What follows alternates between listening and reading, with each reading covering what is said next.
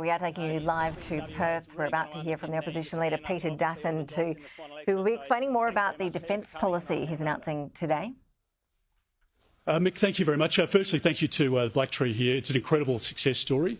A WA company employing people directly and indirectly in their hundreds. And they are a company with a world-renowned reputation, and they're exporting product that's manufactured here in WA to all parts of the globe. We saw a shipment on its way to Italy, and trusted partners, including in NATO countries, look to Australia for that defence relationship. And we are a party that has always stood by the men and women of the Australian Defence Force, and we do that in relation to the announcement that we're making today.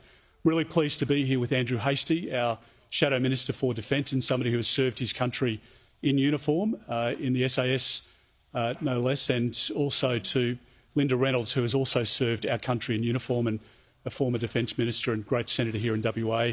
Great to be here with Michaelia Cash as well, and Mick Fells, who is our candidate and responsible, hopefully after the election, for generating more jobs in his electorate of Swan. What we announced today is a record investment into defence, which is going to be of particular benefit here in Western Australia, in South Australia, in other defence hubs around the country. Australia has an important role to play on the global stage and in our own region, but most importantly, a good Australian government will always invest into keeping us safe. We made an announcement only a few days ago of $750 million into keeping Australians safe in their homes and in their suburbs, in their towns and in their communities.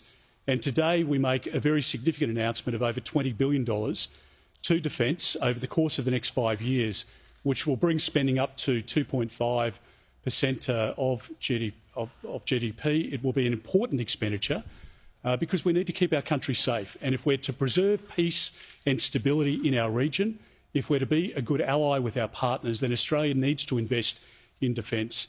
As Defence Minister, I was incredibly proud of the work that we did around AUKUS in particular, the money that we put into Red Spice, which helped defend us against cybersecurity attacks on our banking systems, on infrastructure, critical infrastructure like water and sewerage. And we need to make sure that whatever confronts us over the course of the coming decades, we can stare down.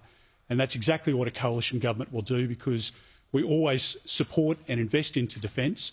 And the men and women of the Australian Defence Force, and frankly speaking to many companies right across the country at the moment who are in the defence supply chain, building componentry and pieces that are being acquired by the government, they're completely and utterly disillusioned with this government. So I'm pleased that we're able to make this significant announcement. It says that at this election, there is a choice for Australians to make. On the one hand, you've got a government that has ripped $80 billion out of defence. On the other, the coalition is investing more into defence, a record amount of money, and we're keeping our country safe doing so. At the next election, it's a choice of 70 cents a day by way of tax cut in 15 months' time, or it's 25 cents a litre immediately off your fuel bill, and that means $14 a tank less every time you fuel up.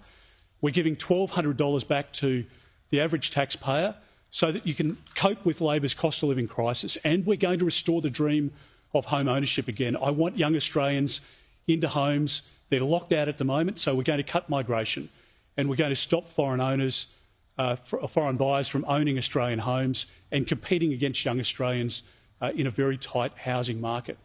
So I believe that at the next election, and as we draw closer to polling day, Australians see that Labor's attacks are built on a lie.